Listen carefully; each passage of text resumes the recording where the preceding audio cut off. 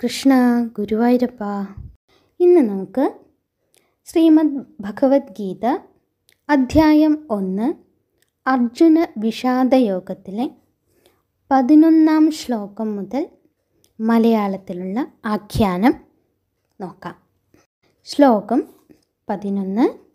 അയനേഷു ച സർവേഷു യഥാഭാഗമവസ്ഥിതാഃ ഭീഷ്മമേവാഭിരക്ഷന്തു ഭവന്തഃ സർവ ഏവ ഹി.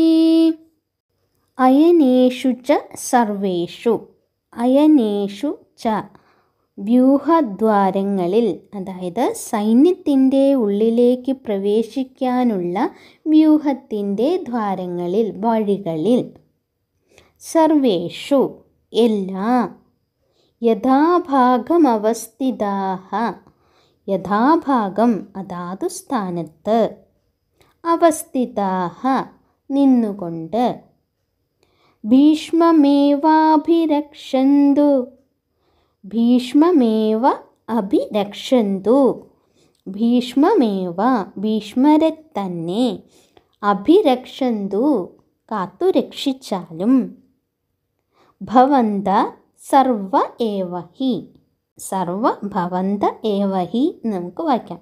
അപ്പം സർവ ഭവന്ത ഏവ ഹി എന്ന് പറഞ്ഞാൽ നിങ്ങളെല്ലാവരും, പറഞ്ഞാൽ നിങ്ങളെല്ലാവരും എല്ലാ വ്യൂഹദ്വാരങ്ങളിലും, അതായത് സൈന്യത്തിൻ്റെ ഉള്ളിലേക്ക് പ്രവേശിക്കാനുള്ള എല്ലാ വഴികളിലും അതാത് സ്ഥാനത്ത് നിന്നുകൊണ്ട് ഭീഷ്മരെ തന്നെ കാത്തുരക്ഷിച്ചാലും എന്ന് പറഞ്ഞു കൊടുക്കണം. ശ്ലോകം 12. തസ്യ സഞ്ജയൻ ഹർഷം കുരുവൃദ്ധഃ പിതാമഹ സിംഹനാദം വിനദ്യോച്ഛൈ ശംഖം തദ്മൗ പ്രതാപവാൻ.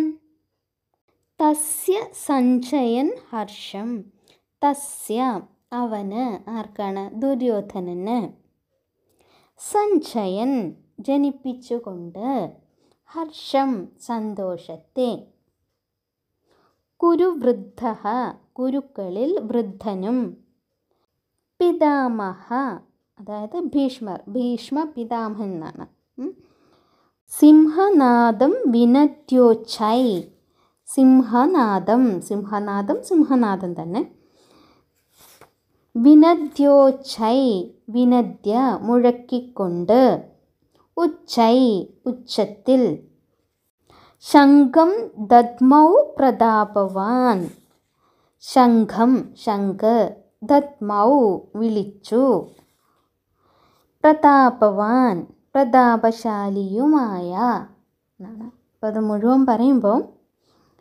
അവന്, അതായത് ദുര്യോധനന് സന്തോഷത്തെ ജനിപ്പിച്ചുകൊണ്ട് കുരുക്കളിൽ വൃദ്ധനും പ്രതാപശാലിയുമായ ഭീഷ്മ പിതാമഹൻ ഉച്ചത്തിൽ സിംഹനാദം മുഴക്കിക്കൊണ്ട് ശംഖു വിളിച്ചു. അതായത് യുദ്ധം തുടങ്ങാൻ പോവുകയാണ്. ഭീഷ്മർ ശംഖു വിളിച്ചതിനെ പറ്റിയാണ് ശ്ലോകം 12 പറയുന്നത്.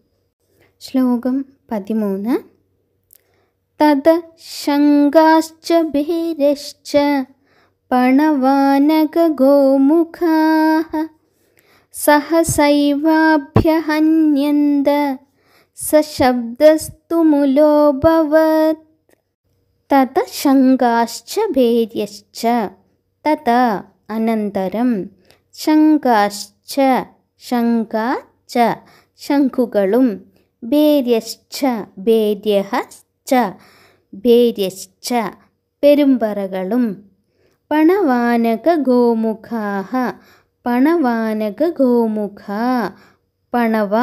ആനക ഗോമുഖ, പണവം ആനകം ഗോമുഖം മുതലായ വാദ്യങ്ങളും, സഹസാ ഏവ ഉടനെ തന്നെ, അഭ്യഹന്യന്ത കൗരവ സൈന്യത്തിലുള്ളവരാൽ മുഴക്കപ്പെട്ടു, സശബ്ദ ആ ശബ്ദം, തുമുലഃ എല്ലാ ദിക്കിലും നിറഞ്ഞതായി, അഭവത് ഭവിച്ചു, ആണ്. അതായത് അനന്തരം ശംഖുകളും പെരുമ്പറകളും പണവം, ആനകം, ഗോമുഖം മുതലായ വാദ്യങ്ങളും ഉടനെ തന്നെ കൗരവ സൈന്യത്തിലുള്ളവരാൽ മുഴക്കപ്പെട്ടു.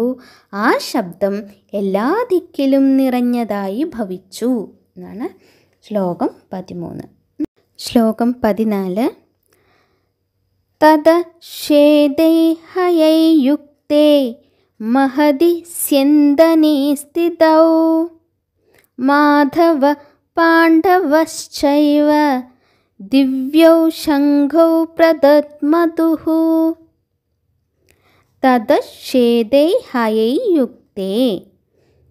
തത പിന്നീട്, ശ്വേതൈ വെളുത്ത നിറത്തിലുള്ള, ഹയൈ യുക്തേ കുതിരകളോടുകൂടിയ, മഹതി സ്യന്ദനേ സ്ഥിതൗ മഹതി വലിയ, സ്യന്ദനേ തേരിൽ, സ്ഥിതൗ നിൽക്കുന്നവരായ, മാധവ പാണ്ഡവശ്ചൈവ മാധവ ശ്രീകൃഷ്ണനും, പാണ്ഡവ ച ഏവ അർജുനനും, ദിവ്യൗ ദിവ്യങ്ങളായ, ശംഖൗ പ്രദദ്മതുഃ ശംഖൗ ശംഖുകളെ, പ്രദദ്മതുഃ ഉറക്കെ വിളിച്ചു. പറഞ്ഞാൽ പിന്നീട് വെളുത്ത നിറത്തിലുള്ള കുതിരകളോടു കൂടിയ വലിയ തേരിൽ നിൽക്കുന്നവരായ ശ്രീകൃഷ്ണനും അർജുനനും ദിവ്യങ്ങളായ ശംഖുകളെ ഉറക്കെ വിളിച്ചു എന്നാണ് ശ്ലോകം 14. ഇനി ശ്ലോകം 15.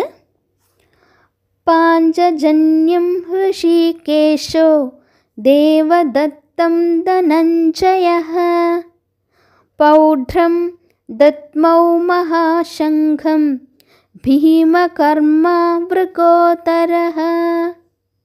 ഹൃഷികേശോ പാഞ്ചജന്യം ഇന്ദ്രിയങ്ങളുടെ നിയന്താവായ ഭഗവാൻ ശ്രീകൃഷ്ണൻ, പാഞ്ചജന്യമെന്നു പേരായ ശംഖിനെയും, ധനഞ്ജയ അർജുനൻ, ദേവദത്തം ദേവദത്തമെന്ന ശംഖിനെയും, ഭീമകർമ്മ യുദ്ധത്തിൽ മറ്റുള്ളവർക്ക് അസാമാന്യമായ പല കർമ്മങ്ങളും ചെയ്യുന്നവനായ, ഭീമമായ കർമ്മത്തെ ചെയ്യുന്നവനായ, വൃകോദര ഭീമസേനൻ, പൗണ്ഡ്രം പൗണ്ഡ്രം എന്നു പേരോടു കൂടിയ, മഹാശംഖം വലിയ ശംഖിനെയും, ദത്മൗ മുഴക്കി എന്ന് പറഞ്ഞാൽ ഇന്ദ്രിയങ്ങളുടെ നിയന്താവായ ഭഗവാൻ ശ്രീകൃഷ്ണൻ പാഞ്ചജന്യമെന്നു പേരായ ശംഖിനെയും, അർജുനൻ ദേവദത്തമെന്ന ശംഖിനെയും, യുദ്ധത്തിൽ മറ്റുള്ളവർക്ക് അസാമാന്യമായ ഭീമമായ പല കർമ്മങ്ങളും ചെയ്യുന്നവനുമായ ഭീമസേനൻ പൗണ്ഡ്രം എന്നു പേരോടു കൂടിയ വലിയ ശംഖിനെയും മുഴക്കി എന്നാണ് ശ്ലോകം 15 പറയുന്നത്. ശ്ലോകം 16. അനന്തവിജയം രാജ കുന്തിപുത്രോ യുധിഷ്ഠിരഃ നകുല സഹദേവശ്ച സുഘോഷമണിപുഷ്പകൗ. അനന്തവിജയം രാജ,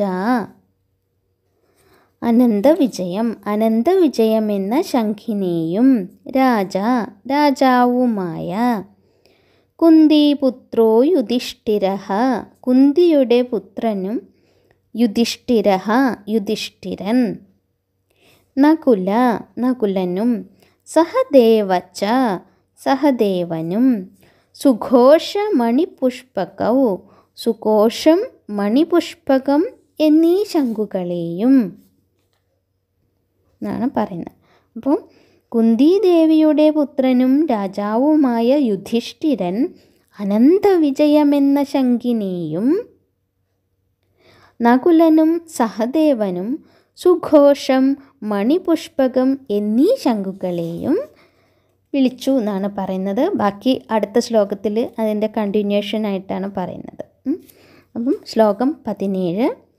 കാര്യശ്ച പരമേശ്വാസ शिखण्डी च महारथः धृष्टद्युम्नो विराडश्च सात्यकिश्च पराजितः काश्यश्च परमेश्वास കാശ്യച്ച കാശിരാജാവും പരമേശ്വാസ വില്ലാളി വീരനായ ശിഖണ്ഡി ച മഹാരഥ ശിഖണ്ഡി ച ശിഖണ്ഡിയും മഹാരഥ മഹാരഥനായ ധൃഷ്ടദ്യുമ്നോ വിരാടശ്ച ദൃഷ്ടദ്യുമ്നനും വിരാടശ്ച വിരാട രാജാവും സാത്യകിശ്ച പരാജിതഃ അപരാജിത തോൽവിയറിയാത്തവനായ സാത്യകിശ്ച